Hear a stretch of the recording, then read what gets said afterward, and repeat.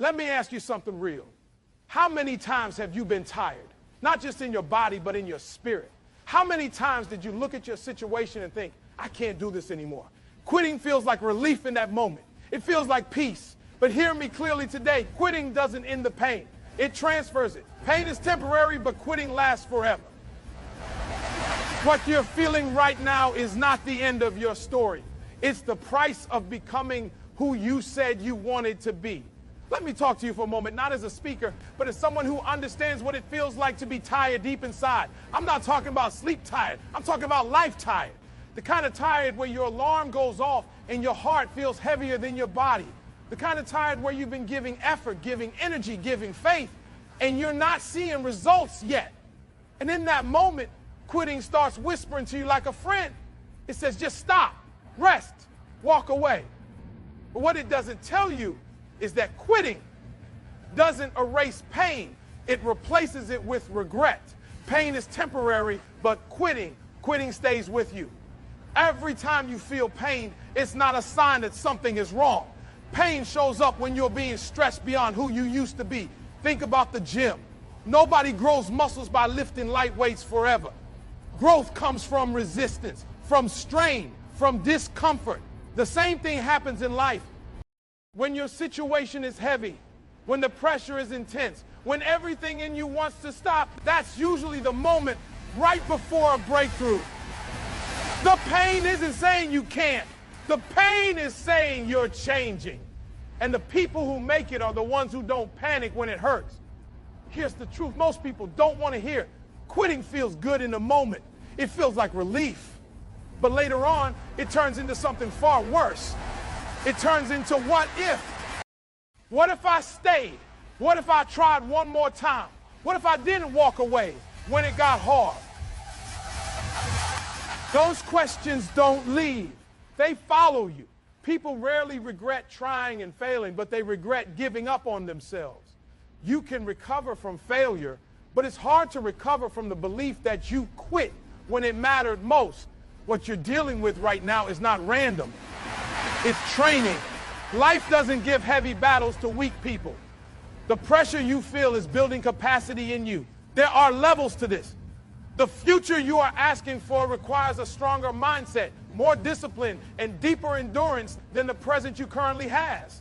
And the only way to build that is through struggle. You don't develop patience when things are easy. You don't develop hunger when everything is handed to you. You develop it when you have to fight to stay standing. Look at people who rise and then fall quickly. Often, they didn't go through enough pain to respect the opportunity. That's why you see people get money and lose it, get success and destroy it, get influence and waste it. They skip the process. The pain you're experiencing right now is teaching you lessons you'll need later. How to manage pressure, how to stay disciplined, how to keep going when motivation disappears. Those lessons are priceless. Let's be real. Discomfort is unavoidable if you want anything meaningful. Waking up early when your body wants to sleep. Staying focused when distractions are everywhere. Choosing discipline over comfort. That discomfort hurts now, but it builds strength that stays. Think about someone who commits to changing their health. The workouts hurt. The routine is uncomfortable. The sacrifices feel unfair. But months later, their body is stronger. Years later, their life is better. The pain expired. The strength didn't. And understand this, your decision to keep going is bigger than you. Someone is watching you. Maybe your children. Maybe your siblings. Maybe someone who doesn't even know you personally but sees how you move. They are learning what life looks like under pressure by watching you respond to yours. When you quit, you teach quitting. When you endure, you teach resilience. You never know who is finding the courage to stand up again because they saw you refuse to lay down. There will be moments when you feel alone. Moments when no one claps for you. Moments when it feels like your effort is invisible. That's part of the process. Some of the most important work you'll ever do will happen when nobody is watching. When it's just you and the decision to keep going. Those moments define you more than the public victories ever will. So when it hurts, don't run. When it's heavy, don't fold. Remind yourself that pain has a deadline. It does not last forever. But quitting writes a permanent story. Stay in the fight. Stay committed. Stay hungry. because the version of you on the other side of this struggle is counting on you not to stop now. Let me peek directly to that moment when quitting feels reasonable, not dramatic, not emotional, reasonable. When you've tried, you've failed, you've tried again, and the results still haven't shown up, that's when quitting doesn't feel like weakness. It feels like wisdom. It feels like self-protection. It feels like saying, I've done enough. But here's the truth. Most people discover too late. Quitting doesn't end the struggle. It just changes its shape. You don't escape pain when you quit. You trade short-term pain for long-term questions. The hardest pain to live with is not failure. It's wondering what could have happened if you stayed in it just a little longer, wondering who you might have become if you didn't walk away when things got uncomfortable. Failure gives you lessons. Quitting gives you silence, and that silence is loud at night. It shows up when life slows down, when distractions fade, when you're alone with your thoughts. That's when what if starts speaking. What if I didn't stop when it got hard? What if I stayed disciplined one more year? What if I believed in myself when nobody else did? Those questions don't age well. They don't fade with time. They get heavier. Because every year that passes without action reminds you that you once had a chance and you let it go. Now I meet people living ordinary lives, not because they lack talent, but because they stop believing too soon. You don't need more examples in everyday life. The Fry, ND, who quit school because it got hard. The athlete who stopped training because progress slowed. The dreamer who shelved their vision because bills came in faster than results. None of them quit because they were incapable. They quit because discomfort convinced them that stopping was safer than continuing. And here's what makes quitting dangerous. It feels like relief at first. Your stress drops, your pressure eases, your schedule opens up. For a moment you feel lighter. But relief is temporary. Regret is patient. It waits. It waits until you see someone else living a version of the life you wanted. It waits until you realize you're explaining your choices instead of living your dreams. It waits until you're older, wiser, and finally honest with yourself. People don't regret giving effort. They regret giving excuses permission to win. Look at those who succeeded after repeated setbacks. They didn't have special motivation. They had a refusal to quit. Many well-known success stories are built on rejection, embarrassment, and repeated failure. The difference is not that they didn't feel discouraged. It's that they didn't let discouragement make decisions for them. They stayed long enough for progress to catch up with persistence. And understand this, quitting doesn't just affect the dream you walked away from. It affects how you see yourself afterward. Every time you quit, you teach your mind that discomfort is a signal to stop. Over time, that mindset spreads. You start quitting faster. You tolerate less pressure. You avoid challenges before they even test you. Not because you can't handle them, but because you trained yourself to retreat when things get hard. On the other hand, when you stay, even when it hurts, you build trust with yourself. You prove that your word matters, that your commitment isn't based on feelings, that you don't need perfect conditions to keep moving. That kind of self-trust changes everything. It changes how you walk into rooms. It changes how you respond to adversity. It changes how seriously you take your own potential. Life is not waiting for you to feel ready. Opportunities don't pause because you're tired. Time doesn't slow down because you're unsure. The only real advantage you have is the choice to keep going when quitting feels logical. That's where separation happens. That's where average and uncommon part ways. You don't need certainty to continue. You need courage. You don't need motivation every day. You need commitment. Because one day, maybe not today, maybe not tomorrow, you will reach a moment where effort meets opportunity. And when that moment comes, the only people who benefit from it are the ones who didn't quit during the invisible seasons. The pain you feel now will eventually pass. Every season does. But quitting writes a permanent message in your story. It says you stopped believing before the story was finished. And deep down, you know you were capable of more. There is a version of you in the future. That is counting on what you do right now. Not hoping, not wishing, counting on it. And the reason this season feels heavier than others is because life is preparing you for something bigger than what you've handled before. Pressure is not sent to destroy you, it's sent to expand you. But expansion hurts. Growth hurts. Becoming more than who you've been always comes with resistance. You don't get stronger by staying where you're comfortable. You don't develop endurance by avoiding struggle. Strength is built when life demands more from you than you think you can give, and you show up anyway. That's what this pain is doing. It's training you, not for today, but for what's coming. And if you quit now, you don't just stop the pain, you interrupt the preparation. Think about people who get opportunities they're not ready for. The pressure crushes them. The responsibility overwhelms them. The success exposes them. Why? Because they didn't go through enough struggle to build the capacity to handle it. That's why this season matters. This is where discipline is formed. This is where mental toughness is developed. This is where you learn how to keep moving when emotions say stop. What you're dealing with right now is teaching you how to manage stress without breaking, how to stay focused when distractions are loud, how to stay disciplined when motivation disappears. These are not small lessons. These are survival skills for the next level of your life. And the scary part is you don't ET to skip this class. If you avoid it now, life will bring it back later, usually harder and more expensive. Look at how nature works. Before a tree grows taller, its roots grow deeper. And nobody celebrates the roots because they're underground. Nobody sees them. But without them, the tree can't stand when storms come. Your pain right now is root work. It's unseen, it's uncelebrated, it's lonely, but it's necessary. And if you abandon this process because it's uncomfortable, you'll never have the foundation required for what you're asking for. People say they want more success, more impact, more freedom. But they resist the pressure that builds the version of them that can handle more. You can't ask for a heavier crown with a weaker neck. This season is strengthening your neck, teaching you balance, teaching you patience, teaching you how to carry weight without collapsing. And let's be honest, this training doesn't feel fair. You look around and see people who seem to have it easier, people who didn't struggle as long, people who got opportunities faster. But comparison will distract you from your own preparation. Your journey is customized. The weight you're carrying is measured specifically for you, not to break you, but to shape you. Every time you push through when you want to stop, something changes inside you. Your confidence grows quietly. Your tolerance for discomfort increases. Your excuses lose power. You may not see results immediately, but something internal is being built. And that internal growth will eventually show up externally in how you lead, how you respond, how you perform under pressure.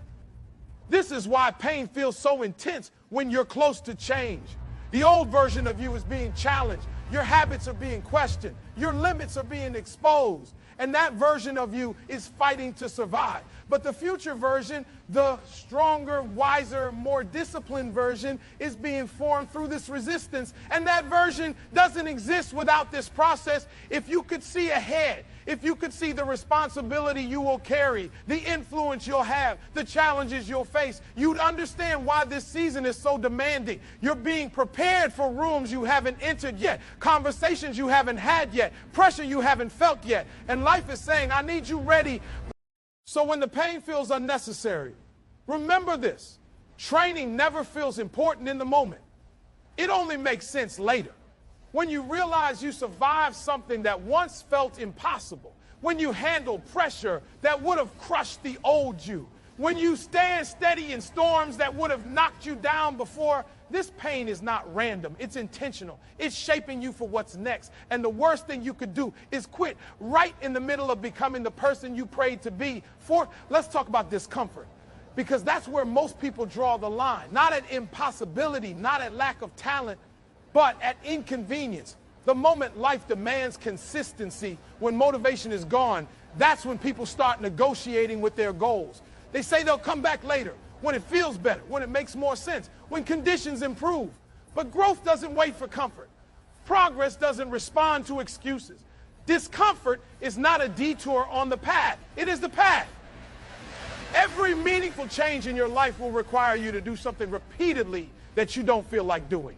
Getting up early when your body wants rest, staying disciplined when nobody is watching, saying no to short-term pleasure to protect long-term vision. That tension you feel between what's easy and what's right, that's where character is built. And character outlasts motivation every time. Think about someone who transforms their life physically. There's nothing glamorous about those early mornings, Nothing exciting about sore muscles and strict routines. The body resists at first. It wants to stay the same. Over time, the resistance weakens and strength replaces it. What once felt unbearable becomes normal. What once felt impossible becomes routine. That didn't happen because the pain disappeared. It happened because the person stayed long enough for strength to develop. The same thing happens mentally and emotionally. When you first choose discipline over comfort, it feels unnatural. It feels forced. It feels lonely. But consistency rewires you. Studies in behavioral psychology show that repeated action shapes identity. You don't just do disciplined things, you become a disciplined person. And once that identity forms, quitting becomes harder than continuing.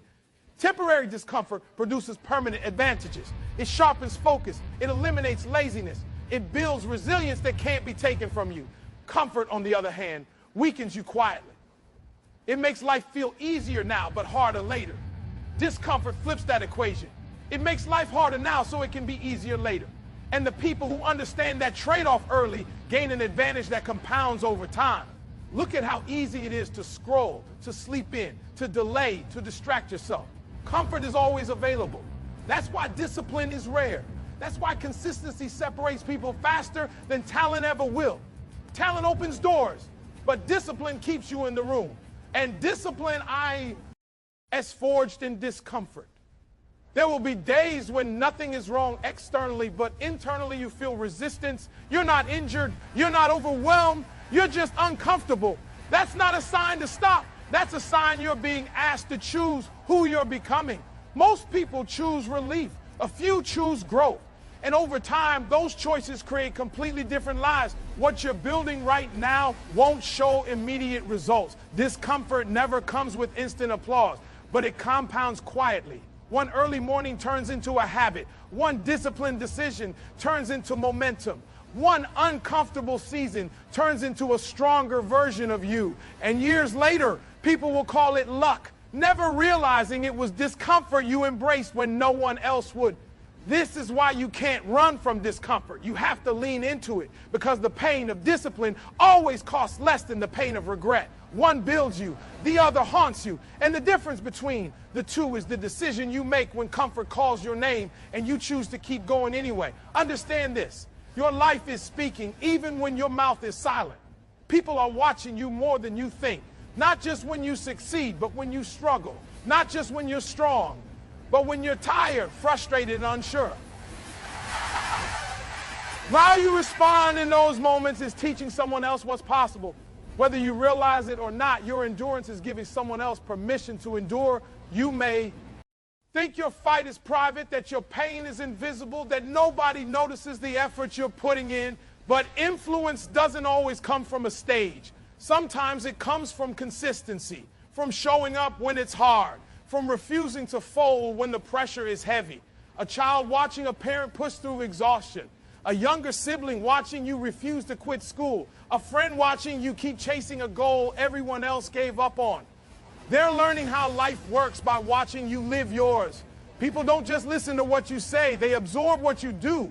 When you quit, it sends a message that discomfort is a valid reason to stop. When you persist, it sends a different message. That pain can be survived.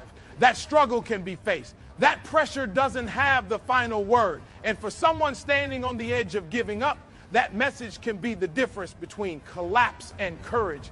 History doesn't remember people who had it easy. It remembers people who endured. And endurance is contagious. When one person stands firm, it creates strength in others. Think about moments of collective resilience. Families who survived hardship. Communities that rebuilt after loss. Individuals who broke cycles of limitation. It always starts with someone who decided, this stops with me. I will not quit. Your perseverance has ripple effects you may never fully see. Years from now, someone might make a better decision because they remember how you handled pressure.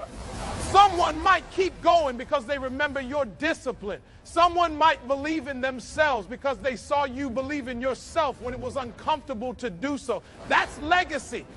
And legacy is built in the moments when quitting feels easiest. Even on the days when you feel like you're barely holding on, you are modeling strength. Even when your progress feels slow, you are demonstrating commitment. Even when you feel unseen, your consistency is making an impact. Leadership is not about perfection, it's about persistence. So when you're tempted to walk away, remember this: your quit would be louder than your struggle, but your endurance will speak longer than your pain. Stay standing, stay committed, stay in the fight, because someone somewhere is finding the strength to keep going simply because you decided not to stop. So now the question is simple: what are you going to do when it hurts again? Because it will. The pressure will come back. The doubt will try to creep in.